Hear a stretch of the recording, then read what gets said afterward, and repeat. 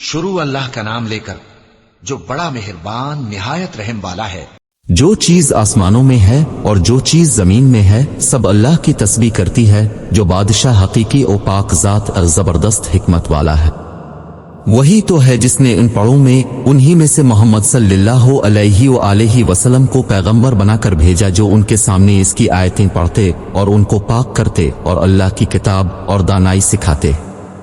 اور پہلے تو یہ لوگ سری گمراہی میں تھے، اور ان میں سے اور لوگوں کی طرف بھی ان کو بھیجا ہے جو ابھی ان مسلمانوں سے نہیں ملے، اور وہ غالب حکمت والا ہے۔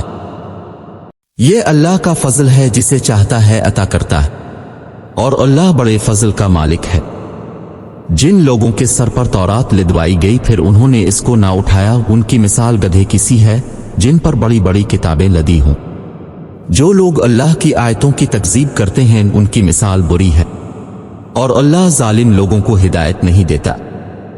کہہ دو کہ اے یہود، اگر تم کو دعویٰ ہو کہ تم ہی اللہ کے دوست ہو اور لوگ نہیں، تو اگر تم سچے ہو تو ذرا موت کی آرزو تو کرو، اور یہ ان اعمال کے سبب جو کر چکے ہیں ہرگز اس کی آرزو نہیں کریں گے، اور اللہ ظالموں سے خوب واقف ہے۔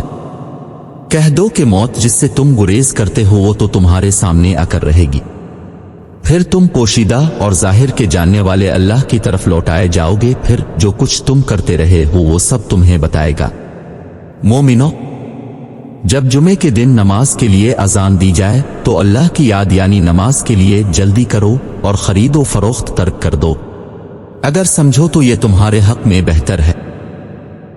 پھر جب نماز ہو چکے تو اپنی اپنی راہ لو اور اللہ کا فضل تلاش کرو، اور اللہ کو بہت بہت یاد کرتے رہو تاکہ نجات پاؤ۔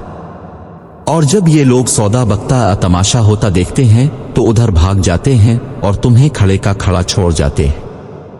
کہہ دو کہ جو چیز اللہ کے ہاں ہے وہ تماشے اور سودے سے کہیں بہتر ہے، اور اللہ سب سے بہتر رزق دینے والا ہے۔